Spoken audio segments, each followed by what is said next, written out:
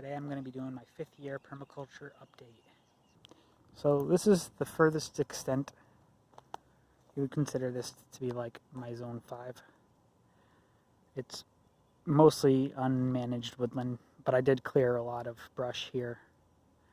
And so yeah, and then you have where I put most of my bulk crop here, which is I'm growing leeks and onions and potatoes all in here. And there's a peach tree there. And I'm sort of starting to build a living wall because it's a pretty big decline here. And this winter I did a lot of work terracing this stuff. So there's actually two layers full of sod here flipped on itself to create these mounds that are planted in. And then the sidewalk, and then the hole where I got the sod from got filled in with wood chips. And so I did that down there and I did that there. And so I kind of was able to create garden paths that are on contour with the landscape, so that when it rains, it pools up inside the path, and then it soaks into this, and it automatically waters my plants. I don't need to water these plants pretty much ever, which is pretty awesome. So I'm letting nature do the work for me because the rain gets caught and feeds the plants. Got some asparagus here. There's an apple tree here. That's a walnut tree, English walnut. Got some sunflowers from seed right here. Let's see if those start to grow. These are some leeks from seed. This year seed. They're growing really fast. I'm really happy. And then these are my bigger leeks that I'm letting go to seed so I can save and make more leeks. Leeks are like an onion if you've never had one. They're really good and they're really easy to grow. And once you get them, you can just multiply them every year. You'll never run out of them. And I can show you how to do that at some point. And then I have tomatoes in here. And then I got corn all in this back area, and this is all new. And then I got a peach tree right there. And I've kind of fenced in this whole area with various different things. There's nothing, not one part of this is the same. It's kind of mismatched all the way down. But I think it'll produce enough confusion for a deer that if a deer did get in here, it would want to get out. Especially because it's basically enclosed, and usually they don't like to be in enclosed areas. So as you can see, there's fence all along there. A lot of sharp. This wall is a living wall. It's a lot of sharp prickers type plants, so I'm protecting the main gardens from deer pressure. And then these beds really have no protection besides this makeshift fence, and then the fact that it feels enclosed. So it's like fenced in here, but then it's just brush. It's just some brush in the way. Temporary fencing. And then a little bit more here. So I'm just using whatever I had on hand, right? And then I had some more brush, so I stuck some brush up. It looks kind of funny, but once all the field is growing, you won't see that. This will just all be corn soon. You can see the corns popping up. That's all corn here. I'm even trying an experiment where I was just poking. I killed the sod back, and then I just slammed a stick into the ground, and then planted the corn about 3 inches deep into this sod, which is dead grass. It was like this, and I got it to sprout. And so all these are corns that are going to be growing in this area, and I didn't have to till at all. That's no till. I just put on the first year you want to grow corn, you just smother your grass with a tarp, and then you leave it smothered for about 6 months. So you smother it like all fall, winter, and spring.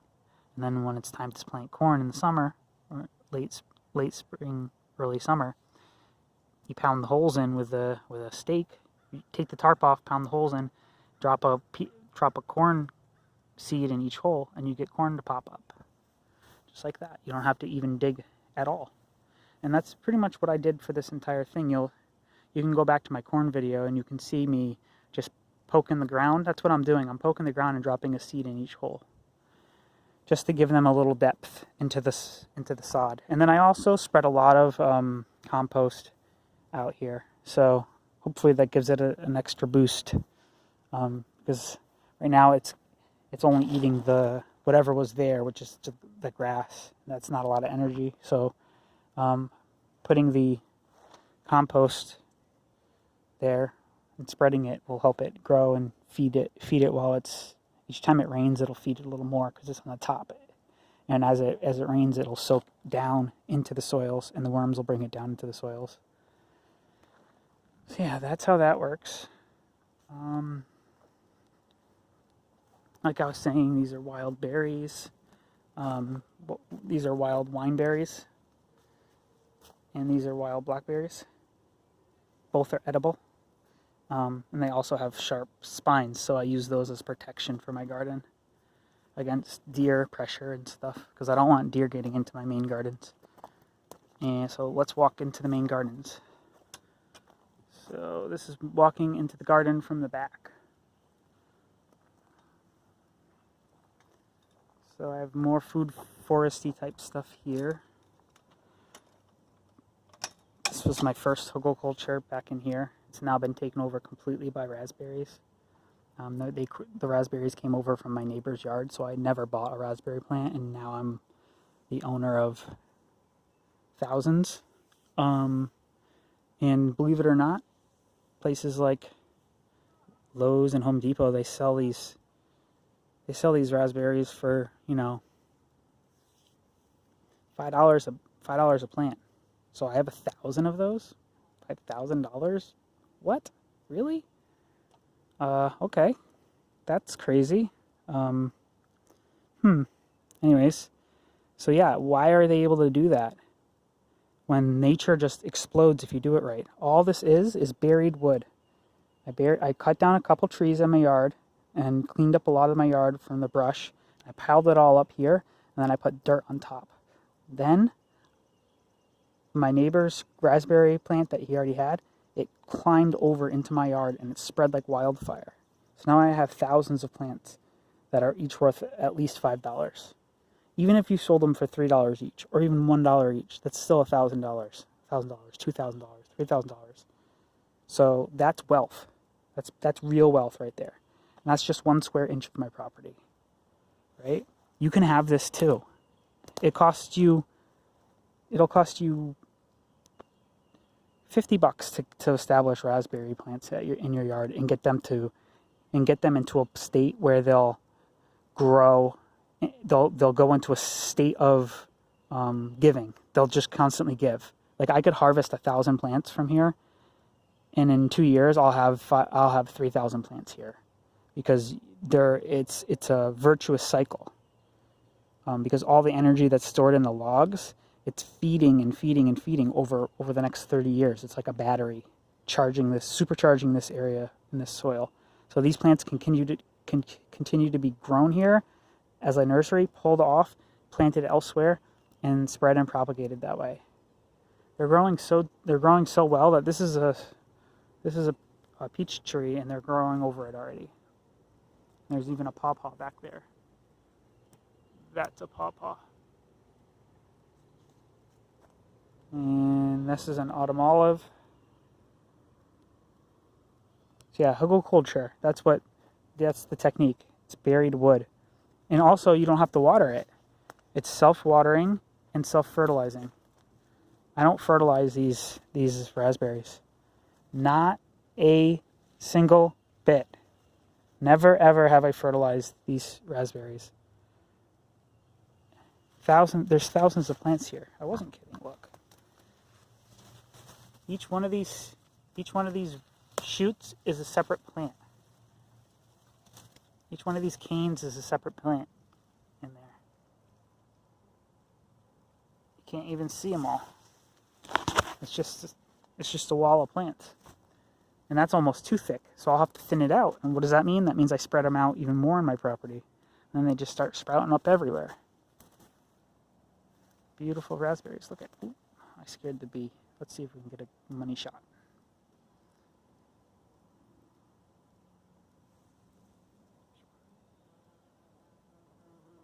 Bees pollinating raspberries. Yes, sir. Good job, bees. Good job. You the bees. You the bee. So yeah, now I'm way in the back of this hugelkultur. And this is where the fence is. I do have critters coming in through here. You can see. I've considered trapping here because I've kind of forced them down this pathway. See, they can't really get under these rocks anymore.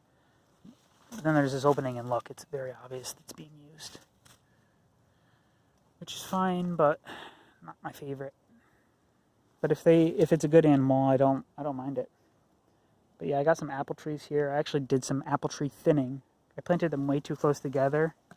I mean, the idea would have worked had I not had so much shade pressure from these raspberries, I believe. But there was just too much competition, so I actually had 2 trees in here. I removed those 2 trees, and I left these 2 trees. My idea was to have a hedge, but then this hedge got completely overrun by a hedge coming in this way, right down the hugelkultur path. So I thinned my apple trees, and I actually saved them and moved them to another area of the property.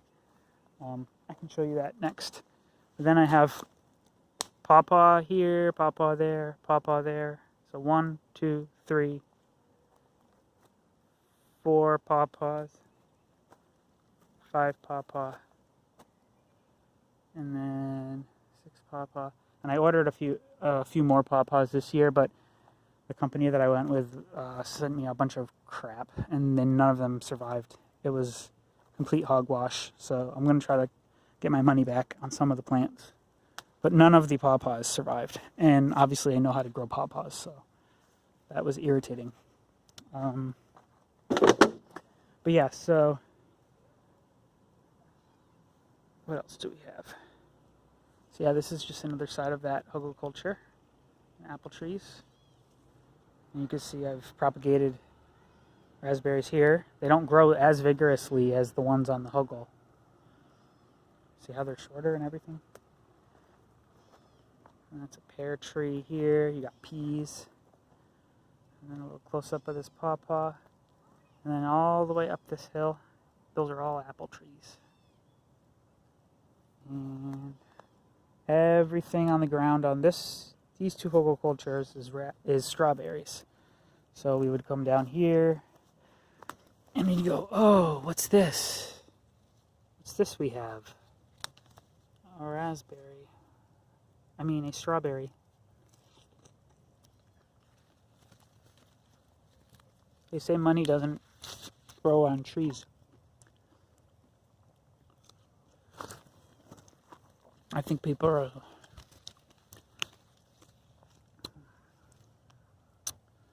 short-sighted on what money is. I don't fertilize these strawberries. They grow from the wood that I buried in my yard. I don't water these strawberries. The rain waters them.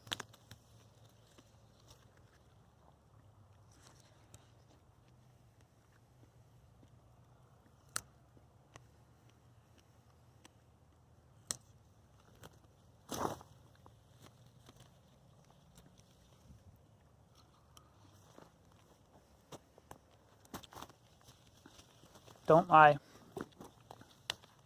You wish you were here.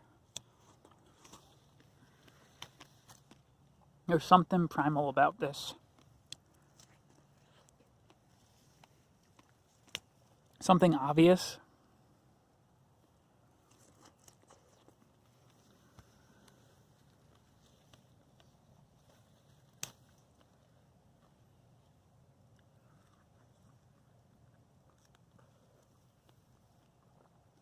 And here's something really trippy. All of these strawberries, they're clones of one type of strawberry. So they're all the same plant, basically, but separate. The same but different? I don't know. That's trippy to me. Like if they got introduced by their human name, it would be like, hello, my name is All-Star Strawberry. And the other one would be like, my name is also All-Star Strawberry. They would be the same, and yet they would be different. The same yet distinct. A type, I guess.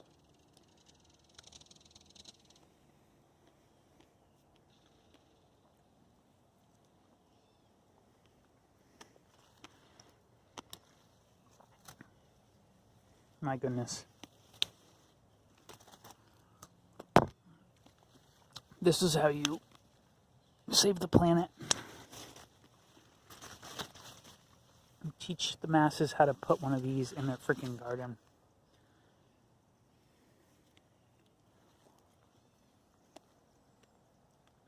There's too many strawberries out here.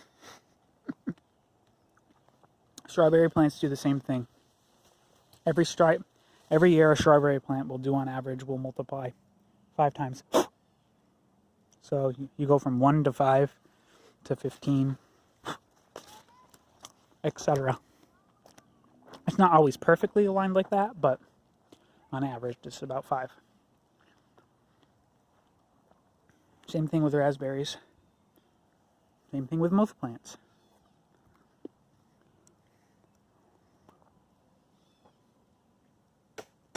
Mosquitoes are getting to me. But here we have some garlic. I moved this garden bed down the hill about 6 feet. I got some lettuce here. That's a lot of lettuce, folks.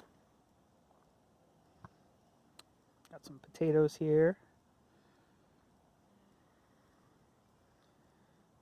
And some onions from seed and more potatoes. That's all potatoes.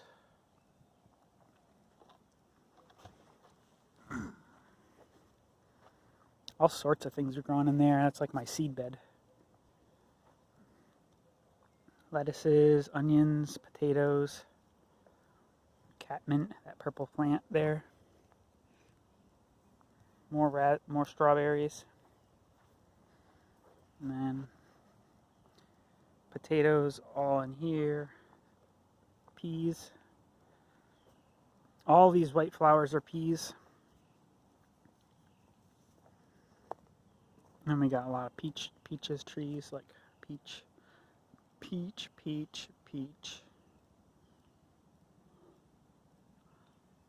Let's go check out the mulberry.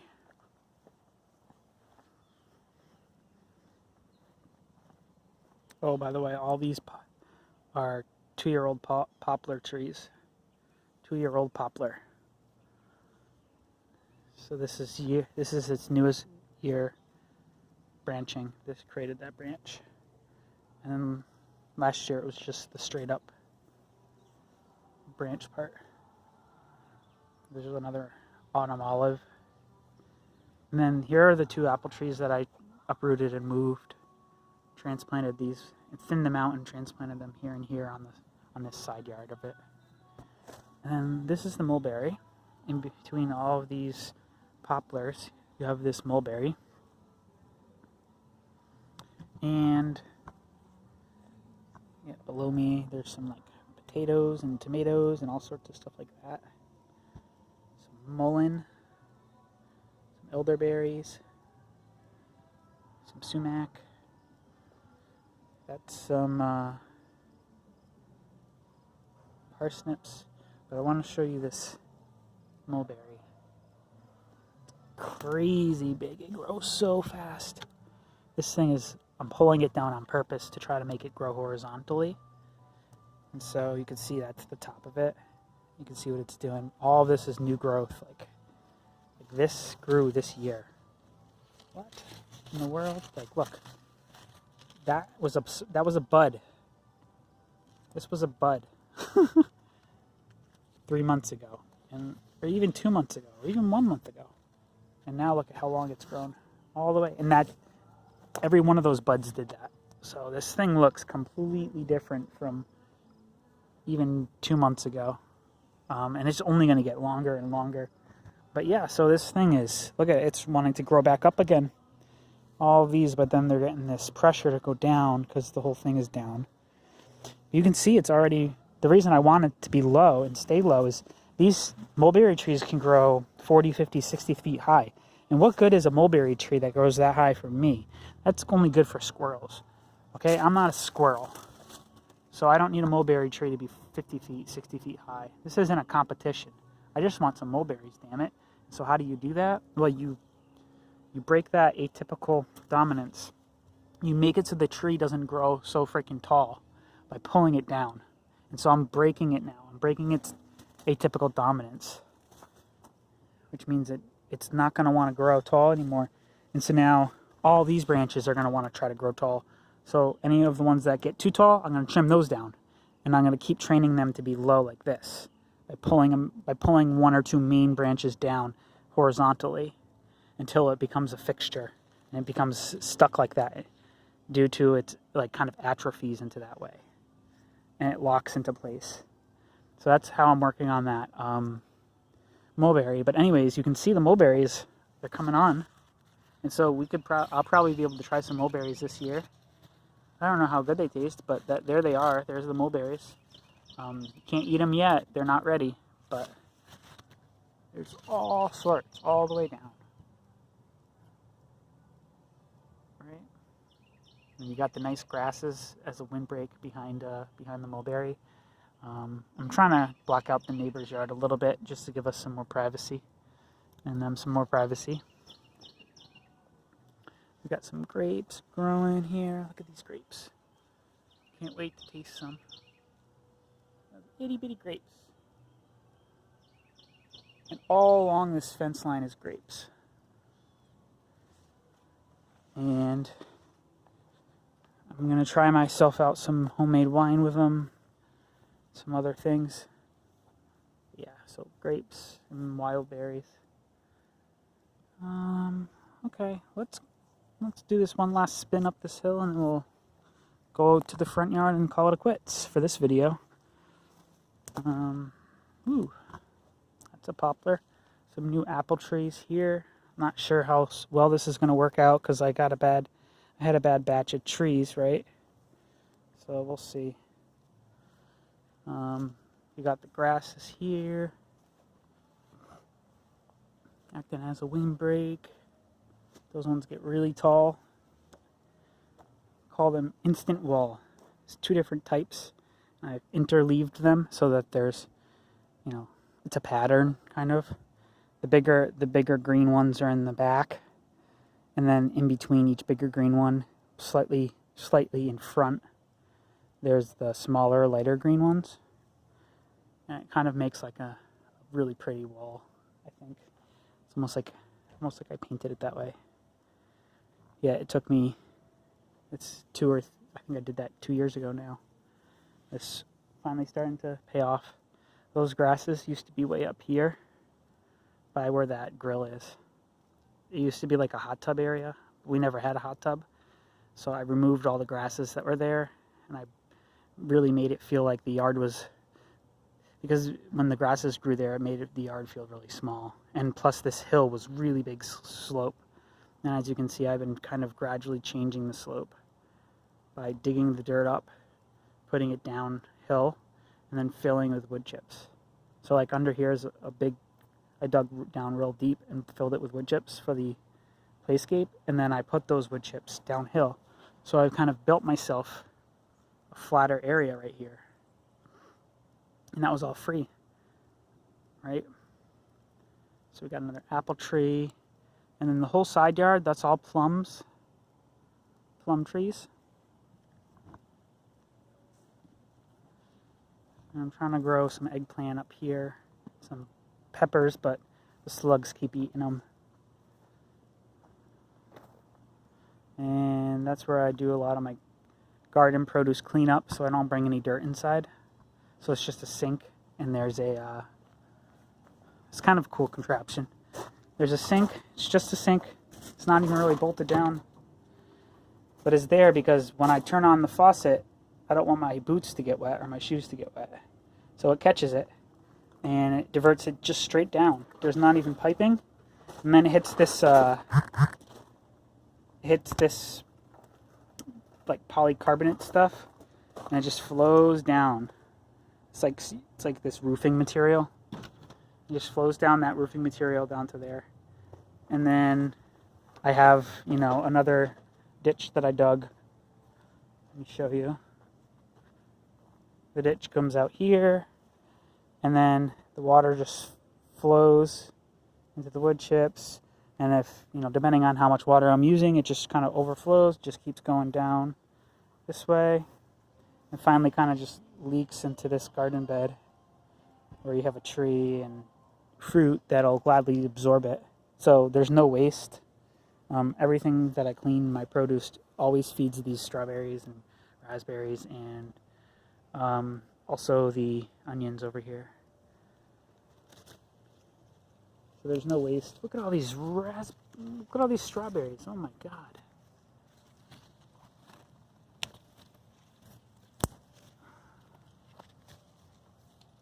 I thought the kids came out here.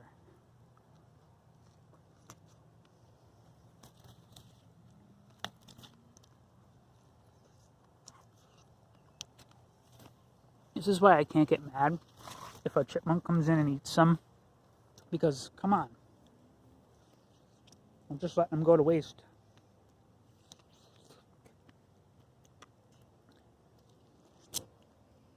In fact, I usually leave some scraps for the chipmunks. Doesn't bother me any.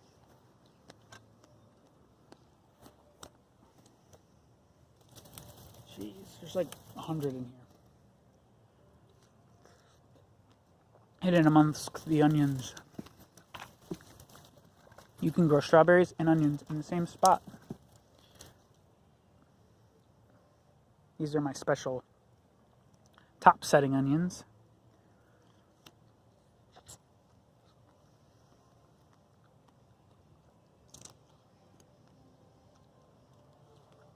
My neighbor's got some chill music. That's awesome.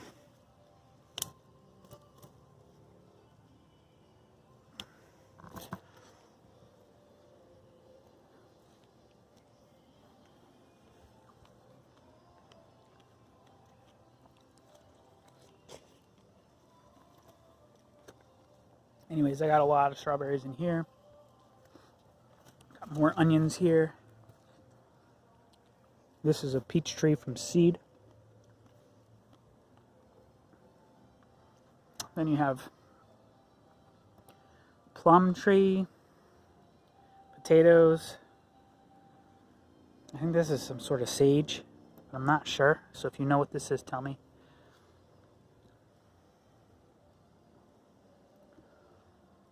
Another plum. It's my hybrid cold frame slash garden slash greenhouse type thing.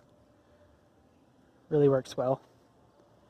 There's a compost pile. This compost was built on site, so that means when I need to use it, I'm just going to put it in the gardens that are close by. I'm not going to try to wheelbarrow it all different places. I put these ingredients close by so that I use them close by.